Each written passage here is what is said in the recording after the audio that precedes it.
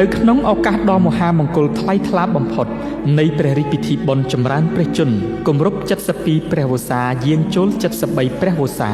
នៃព្រះករុណាជាអង្គម្ចាស់ជីវិតលើត្បូងព្រះបាទសម្ដេចព្រះបរមនាថព្រះចៅក្រុងកម្ពុជាធិបតីជាទីសក្ការៈដ៏ខ្ពង់ខ្ពស់បំផុតនៃយើង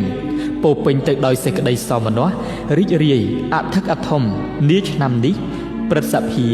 ដ្ឋសភារាជរដ្ឋាភិបាលនិងប្រជារាស្ត្រកម្ពុជាទាំងមូល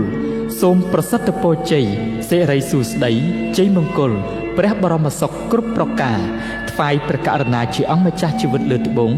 និងសូមសម្ដែងនៅសេចក្តីកតញ្ញូតាធម៌ជាអនេកប្បការថ្វាយចំពោះព្រះមហាករុណាធិគុណដ៏ធ្ងន់បំផុតដែលព្រះអង្គបានលះបង់ទាំងព្រះកាយពលព្រះបញ្ញាញាណនិងព្រះរាជទ្រព្យដ៏ឧត្តមឧត្តមបំផុតដើម្បីប្រោសព្រះរាជទានជាព្រះរាជឧបត្ថម្ភក្នុងវិស័យអប់រំសិក្សាធិការកសិកម្មវប្បធម៌សាសនាសុខាភិបាលការអភិវឌ្ឍគ្រប់ផ្នែកនៅទីជនបទព្រមទាំងមានព្រះរាជហឫទ័យសន្តោសប្រោសប្រណីដល់ជីវភាពប្រជារាស្ត្រទីតលក្រនិងព្រះរាជកិច្ចក្នុងផ្នែកទំនាក់ទំនងអន្តរជាតិជាដើម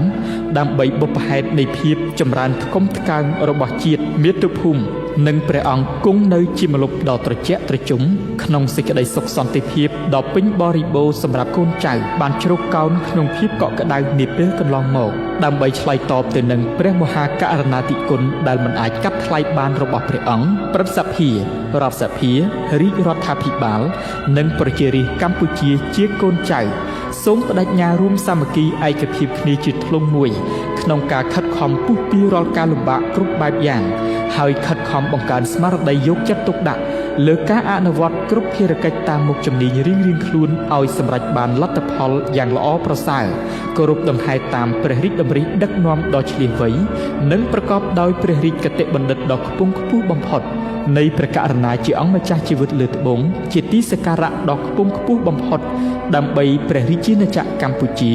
មានវឌ្ឍនភាពលើគ្រប់ផ្នែកគ្រប់វិស័យប្រកបដោយកិត្តិយសកិត្យានុភាពដ៏រុងរឿងថ្កើងថ្កានបានភ្ជាប់និស្ស័យទៅនឹងសម័យមហានគរនិងសម័យសង្គមរាស្ត្រនិយមដ៏ថ្កើងថ្កានព្រមជាមួយនេះ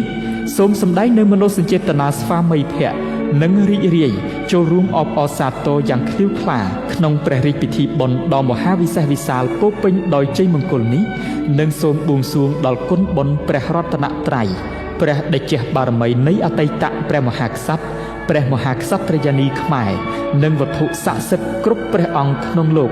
មានឫទ្ធិបារមីទេវតាថែរក្សាព្រះមហាស្វេតិឆ័ត្រទេវតាថែរក្សាព្រះរាជាណាចក្រកម្ពុជាក្នុងឆ្នាំម្សាញ់សប្បុរស័កពុទ្ធសករាជ2569ព្រះនាមកោរិកទេវីនិងព្រះឥន្ទព្រះព្រំជាដើម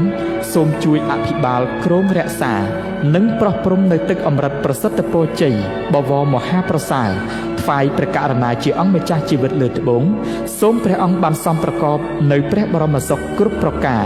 មានព្រះរាជសុខភាពដ៏ល្អបរិបូរណ៍ចាក់ផុតពីព្រះរោគីទាំងឡាយមានព្រះកាយពលមាំមួនព្រះបញ្ញាញាណភ្លឺថ្លានិងមានព្រះជន្មយឺនយូរជាង100ព្រះវស្សាដើម្បីព្រះអង្គគង់ប្រថាប់សោយសុខក្នុងព្រះបរមសារីរិកសម្បត្តិដែលជាមហាមលុបដ៏ត្រជាក់ក្សេមក្សាន្តសម្រាប់សន្តិភាពវិបុលភាពនិងភាពសុខដុមរមនាដល់ជនរួមជាតិជាបងប្អូនកូនចៅរបស់ព្រះអង្គជារៀងរហូតតទៅ